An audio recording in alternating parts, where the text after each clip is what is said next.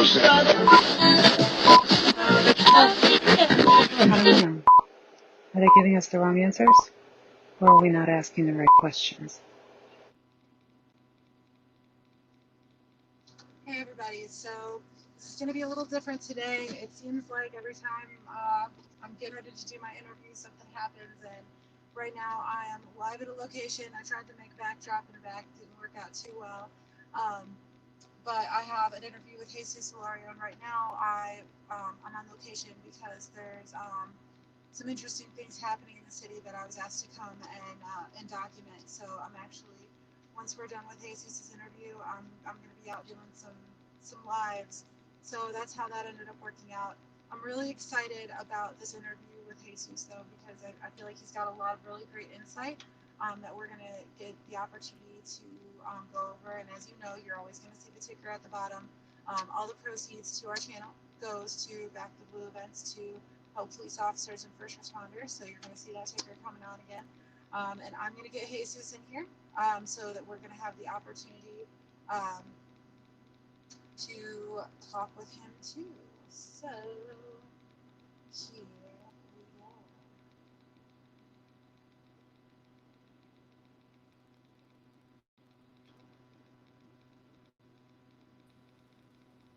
Hey, Ashley, how are you? Hi, Jesus. How are you? Good, good. Thank you so much for having me on. Thank you for Appreciate being on. I was just explaining. So I had an impromptu request to actually come to the city, so I'm closer to you than I would have been had I been in the office. it. To help with some documentary of some of the things that are happening in the city right now. So you're going to be seeing that even after our interview. So I'm sorry. I tried to make like a cool backdrop. It didn't work, because I'm ghetto like that. So I made the attempt, but it didn't happen. So, but we're going to do your interview because, like I was telling all of our viewers right now, I feel like you are an excellent candidate for your district, and we want to know more about what's going on with you. So we're going to do a better fancy interview once you win. But for now, we're gonna get on the way that we are. So, Jesus, tell us about you and tell us about your run. Yeah, no.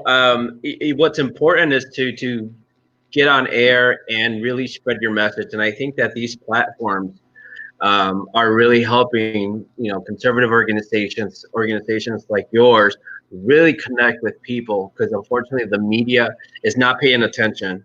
And so I'm Jesus Solorio. I'm the Republican candidate for Congress in Illinois' 4th Congressional District, which, if your viewers are not aware, it's the most gerrymandered district in the entire country. They literally took a precision knife and just went block by block to make this one of the most entrenched Democratic districts in the country. And so it's about 80% Hispanic. It starts off on the south side in Pilsen Little Village, covers Cicero, Berwyn, Riverside, and then it comes up north to Humboldt Park and Hermosa. And so you're in the city right now, and everything that's kind of been building up in the last couple of years was the thing that really propelled me to run for office. I grew up on the southwest side of the city, so I know what it means to live in a community that is, infested with crime, that we don't really see opportunities. We see infrastructure that's just completely outdated, and it seems like politicians just forget about our communities. And so I decided to step up and challenge the incumbent, True Garcia, because he's one of these entrenched politicians that have been in office for over 30 years and have not done a single thing for our community, especially in Congress. Hasn't passed a single bill, hasn't brought any resources to the community. And so I think we need to start challenging the status quo and all the corruption and all the special interests that are destroying our cities.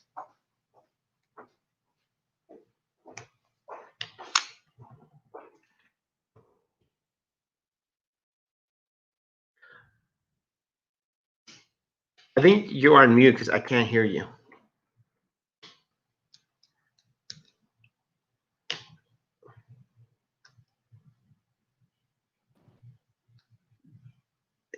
Can't hear you. There we go. Hey, There we okay, go. so one of the things that you and I have discussed before, you know, we've talked about your run, is how important Little Village is to the city.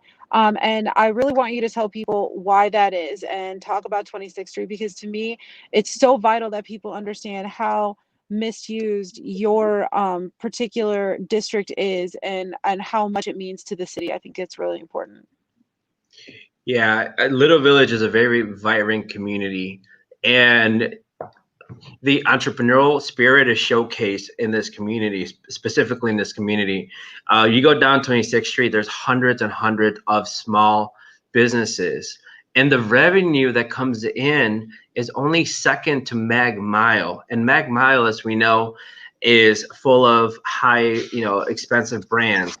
And so to have this vibrant avenue that's bringing in, millions of dollars into the community, it's sad that it's never showcased, and it's sad that these businesses continue to suffer because of all these bad policies.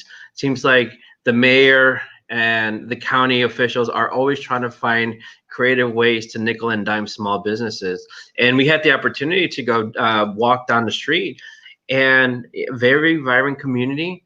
People are just, they love what they do, they love their businesses, but they're in a lot of pain right now.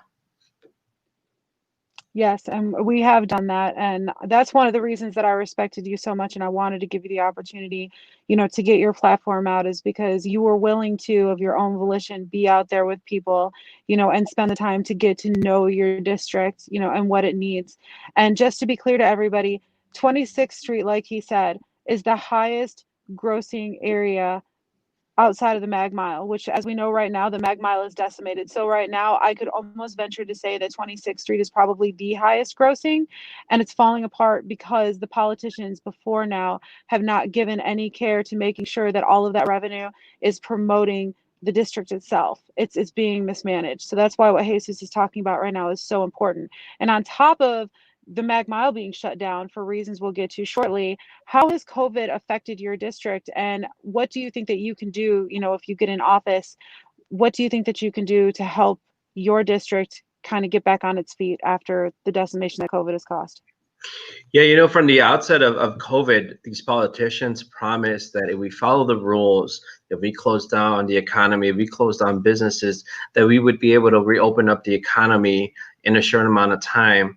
But obviously, that's not the case. It's been so politicized, and we we have the data now that we understand how COVID works and how COVID affects, a certain amount of population.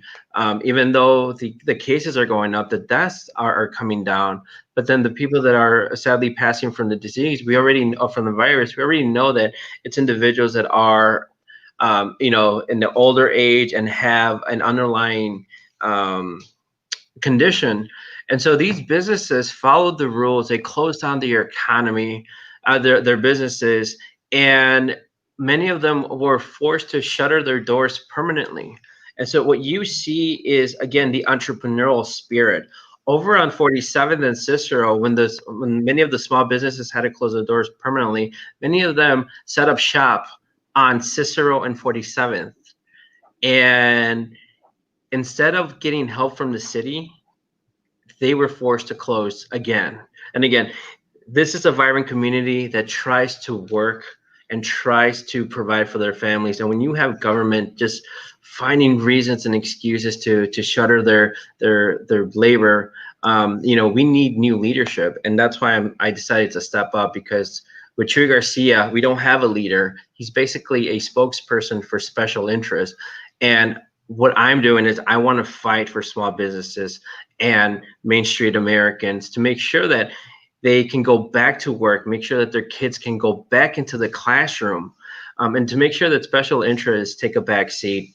Because, again, we live in a city and in a county and in the state that is being controlled by special interest and corruption. How do you feel about mask mandates? Look, I think as individuals, I put the trust on individuals. And I think if you as an individual feel more comfortable with the mask, you should be able to put on the mask. But what we're seeing right now is that government is overreaching. Look, Lori Lightfoot, Mayor Lightfoot, and Governor Pritzker came out again and are closing businesses down again. Now you can't even have more than 6 people in your own home. That is overreach of that's government overreaching, and we can't have that. So as voters, as community leaders, we do have the power to come out and vote these people out, and that's what I'm asking everyone: is go out and cast your vote. Early voting is underway. There's a early voting location in every ward, in every township. Go out and vote. Get new leadership into government because they're overreaching. And again, we were promised that if we follow the rules, that if we took the hit, that we were going to be able to open up uh, our economy, and that's not the case. This has been politicized, and we just have a bunch of leaders that are just taking advantage of that. I agree. Speaking of taking advantage, so you and I have had that discussion. You back the blue, which is awesome. Yeah, back in the blue. Yes. Um, so the how do you feel about how the police have been treated in the city, and how has that changed since all of this started the past year between the riots and COVID? How has that affected your district? Yeah, I mean it's really upsetting and heartbreaking to see that every week, every weekend, there are people that are being gunned down, people that are getting killed, and we see that the Cook County State's Attorney Kim Fox, the mayor, the governor, instead of helping the victims, they're okay with letting these people go scot free, and they continue to vilify the brave men and women of the police force. And people in my community understand that those that are part of the police force, they're brothers and sisters, mom and dads, they're community members. And I see that there's a lot of hurt right now. And I've been actively trying to mend that bridge, those relationships, because again, we have a lack of leadership, and what we're seeing is just one of the most heartbreaking situations we can possibly be in. We have radical leftists that want to defund their communities. And I hear that when I'm talking to people in my community and I ask them, do you want to defund the police? And people, I get a unanimous response. It's like, no, I don't want to get rid of the cops. Like my son is a cop, my cousin is a cop. Why would I want to get rid of the police force? Instead, what we need to do is get the elected officials like Kim Fox to enforce the laws that are in the books, and we're not seeing that. Absolutely. Before I go on to my next question, Sandra Torito says she agrees with you. We were only supposed to temporarily close down to flatten the curve, to help hospitals to prepare and get testing. So yes, we are definitely all on the same page, um, even with the people who are watching right now and commenting. So when it comes to police now, um, obviously both of us, we agree, backing the blue. Now, would you be agreeable to legislation if it was passed to provide police with body cams and have them be mandated to be on if they are on a call? hmm Yeah, and look, I think that's one of the areas that Lori Lightfoot has failed. She is cutting money from the police department's budget. And instead of providing the resources and the required equipment, she's slashing the budget and just putting the men and women, in harm's way. And with body cameras, that's only one part of the puzzle when it comes to an incident or a crime. So I'm all for equipping and making sure that the police department has the resources that it needs, from equipment to making sure that we have and hire more police and officers. Well, that's good to know because she said today that if Club Fed doesn't bail her out, that she's going to uh, fire at least 615 Chicago police officers. So I can only imagine what that would do. Would you be potentially agreeable, because this isn't on a legislative book, but it's something that I know has been in discussion. Would you be agreeable to the idea of having specially trained social workers that worked directly with the police department to help kind of fill these gaps that have been kind of a cornerstone point of what people have said about why they want to defund the police. They want more social workers, they want more advocates, I guess, for victims. So, would you be agreeable to the idea of just incorporating that into the police force rather than defunding the police itself? Yeah, there's definitely ways that we can improve the communication and relationship between the cops. But remember, cops are putting their lives in danger when they respond to a call. And so I would be open to the idea of looking at ways to maybe implement some of these initiatives of, maybe especially with people that have mental health issues. But when it comes to the more egregious offenses, there's no way that a counselor can come out with the police. And again, I am for making sure that they provide the resources to the police departments. And I think this is a great, just an asinine a way of Mayor Lightfoot trying to balance the budget. There is other ways to balance the budget, and one of the areas that she needs to look into is the staffing, the number of staffers they have in at City Hall. There's hundreds of positions that are open. Eliminate those jobs. There's other ways. I mean, now she has proposing $100 million property tax increase. That's going to affect renters. That's going to affect homeowners and business owners. And so instead of finding creative ways to nickel and dime taxpayers, she needs to look at the budget and see where we can cut from the budget. So that was actually going to be my next question. You would stand against that kind of legislation that would raise taxes for the people of your district and from the state in general. That would not be your MO. Would be to raise taxes. Absolutely not. I do not approve of tax going to taxpayers and asking them for a bailout. Look, Chicago is one of the highest tax cities in the entire country when you look at overall taxation, from property taxes to sales taxes to, special entertainment taxes. There's a tax for everything, and the Chicago's budget is billions of dollars. Why is she asking taxpayers to cough up more money? She needs to go and reassess the budget and look at where she can cut from the budget before even attempting to ask the taxpayers. And that's Would why. you would you, Jesus, and somebody's going to hold this to you if you make it in. Would you agree to legislation that froze any sort of pay increase for Congress or for the mayor or for the governor? So we're talking about government across the board. Would you be agreeable to a freeze until the balance was budget or until the budget was balanced? I think elected officials get overpaid, and I'm going to Congress not to make millions of dollars, but what I want is term limits, and I want to slash the pay of every elected official. Aldermen are the highest paid elected officials in the entire country. They make over $120,000 a year for essentially a part-time job. So that's one of the areas that the mayor can slash right there. 20-30% of that paycheck. Pensions. I, as an elected official, would not accept a taxpayer pension. And I think You that's what just you're. won some fans because you just had Michelle Monaco come on and be like, I hope this guy does well. Yeah, again, you have elected officials that go into public office for the wrong reasons.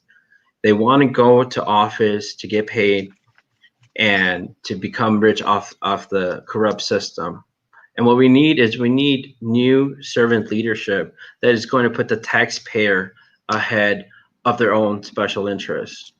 And yes, I think the governor, especially the billionaire governor, should probably slash his pay to zero. The aldermen should slash their paycheck as well. The mayor should slash her paycheck as well.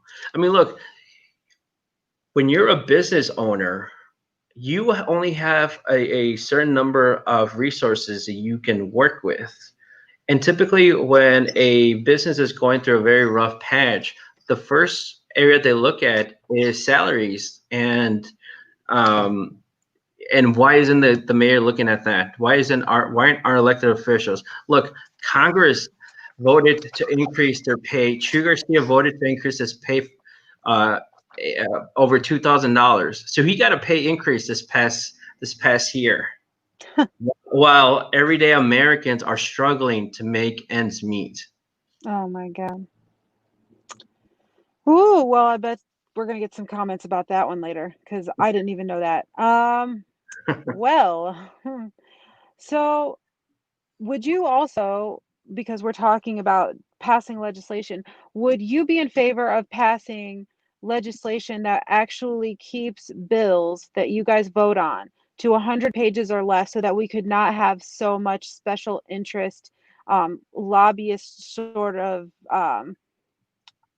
opportunistic things happening? Because you might be voting on a bill for this, but inside of that, it might say save the puppies, but inside the save the puppies bill, there's something in there that's going to raise taxes on another piece of something by 30% because they're just shoving thousands and thousands of pages in to one vote. So how would you feel about agreeing to not allowing that anymore? Yeah, it sounds like you've spent some time either in Springfield or in Washington, D.C., but that's exactly right. That's what happens. And that's my platform. I'm running for office because I want to get special interests out of the way. And that's the reason our government continues to balloon, is because you have special interests that basically buy power, put money in the pockets of these elected officials to pass egregious bills, to pass legislation that harms taxpayers. And so I want to streamline government, and that's one of the areas that we can really look into and streamline government is the passage of bills. I mean, you may have a bill that starts off with 2 pages, especially here in Springfield. You might have a bill that says, the bill for, anti-cruelty, and it's 2 pages that says we're going to ban, any harmful activity against puppies. But then you'll have the Speaker of the House gut that bill out and turn it into, a 12,000-page bill that pertains to nothing. But To it the still says save the puppies. It still says save the puppy, but it's been amended. And so these are tricks. These are things that career politicians do. They tell you, I voted for the bill to save the puppies, but when you go look at the bill, it's nothing but a wish list of items for special interests. And that's what I want to do. So when I decided to run for Congress, I said that I was going to tell the truth. And the truth is hard to tell, right? Because a lot of people are not going to be on your side. But here's the truth. There's a lot of corruption in Washington, D.C. and in Springfield. And the reason that corruption continues to just run rampant is because you have these elected officials that are beholden to the special interests. And like I said, we need leadership across the board, especially in our state. We are in the brink of bankruptcy, and these elected officials don't care. All they want is to make sure that their check cashes, and to get reelected for another 2 or 4 year term, depending on their office. And I would like to note you said something very important that is another piece of legislation that I hope one day you'll get a chance to repeal actually, on a state, if not a federal level. These elected officials go in with virtually no money outside of what they've garnered, but they come out million and billionaires. And that's because there was a federal law that was adopted by every state that made it so that a corporation or a large business could be considered as a person like me and you. Yeah. So what that means is, I know Sorry. I was kind of having the same thing going on. It's okay. So what that means for everybody else is that when you used to give $5 to a candidate, that meant something to them because they could only get $5 from the how many's of yous out there were. But now a corporation can come in and say $5. If you do this or you pass this, then I'll give you $50,000 towards your run. Or or hey, you pass this bill that I want and do what I need done. And when you're done, you don't have to run again, but you'll have this sweet job on my board where you'll be making $300,000. And I want you to be on my board because now, since you've been in office, people think you're important. They're more likely to listen to you, and I'll get more done for my business. So there's a lot of underlying draining of the swamp that needs to be done, like you said, not just in Washington, D.C., but in Springfield as well. So, would you be agreeable to passing legislation that would repeal that being done, considering corporations, people bodies? Mhm. Yeah, I think we need to reform our ethics laws. I mean, you hit it in the head. Here in Illinois, look, Speaker Madigan controls the rules. He controls the process of bills getting enacted and signed into law. He controls the chairmanship of all the committees. And what you see is that these chairmanships, uh, they get a pay bump for running those committees, and he can create as many special committees as he likes, and those people are going to get a $10,000 pay bump. And so I think we need to reform our laws. We need to strengthen our ethics laws. Look, you have, and we saw this, and we're currently seeing this here in Chicago. You have state reps, current state reps that are um, lobbyists for the city of Chicago, and that's allowed. That's allowed in the city of Chicago for a state rep to lobby the city hall.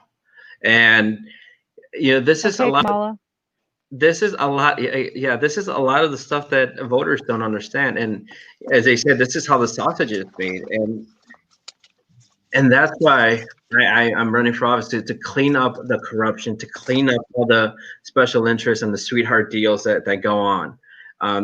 These elected officials, even though they might be there for one term, they can turn around and become a lobbyist and get a multi-thousand-dollar sign-on bonus just because they were elected to office. And we see that in Washington, D.C. as well. You see people that are in Congress and then turn around and become lobbyists for foreign countries. And Hey, yeah, Biden. exactly, exactly. So you're not going to be that kind of guy, huh? No, like I said, I'm not running for office to get a paycheck or to turn around and become a lobbyist. I want to make sure that we fix our government and again put government back in the hands of people and get government off people's backs, because like here in Chicago, it's there's a law, there's a regulation for everything. Like if you wanna start your own business, if you wanna venture into entrepreneurship, if you want to open up a barber shop, you have to go and pay thousands of dollars to get an education and then to go get a license that basically says that, yes, you've met the requirements. And then you have to go get a business license to open up your business. So there's a lot of roadblocks for hardworking Americans. Yes, there are, and that's unfortunate, but I have faith.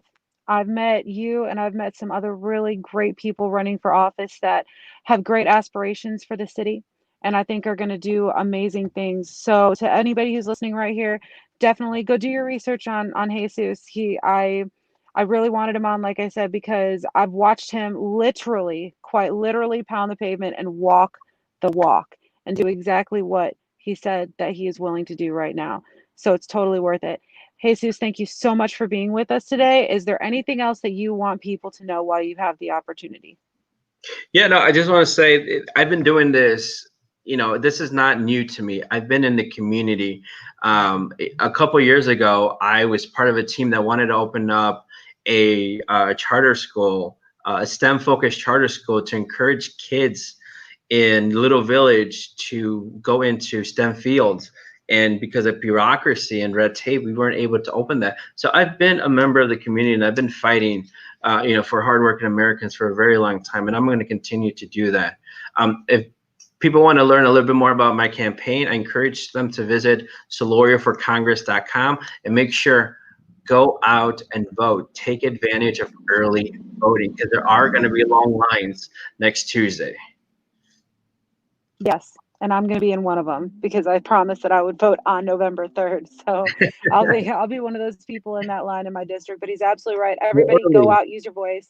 And here's another thing, people: don't wait and don't fall asleep. We have a louder voice than just our vote. If you have something you need to say, get on and come find streamers like us or people who are running for Congress that are willing to listen to you. Jesus is telling you right now, contact him. If you're from his district or you have ideas, that would benefit his district and other districts, tell him about it. Make that meme, get the word out about things that you know are important or things that need to be fixed in our community. We are listening to you and we are doing our best to help and make that difference. So, thank you again so much, Jesus. I look forward to Thank you, and talking I with you again. appreciate it, And sir. watch, as soon as I finish with this, I'm going to be like, I'm making notes. I'm going to have him on again. We're going to talk about this. So, this is definitely not the end, my friend. We're going to keep fighting together, and I will see you soon. All right, sounds good. I appreciate the time again. Yes, sir. Everybody else, you have a great night, and we will see you next time on The Right Questions.